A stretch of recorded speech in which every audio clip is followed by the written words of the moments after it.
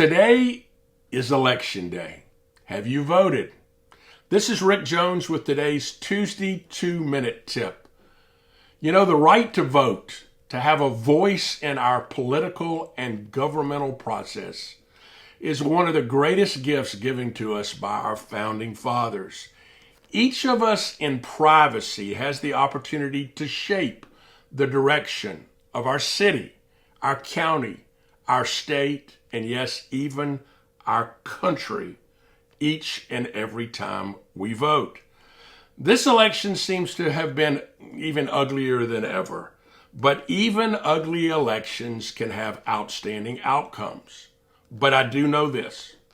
When this election is over, half of our population is going to be unhappy with the results. We are very divided right now philosophically. So today's winners on either side of the aisle better understand this election is not a mandate for anything. We need to find solutions for all of our people and not just for those that voted a certain way.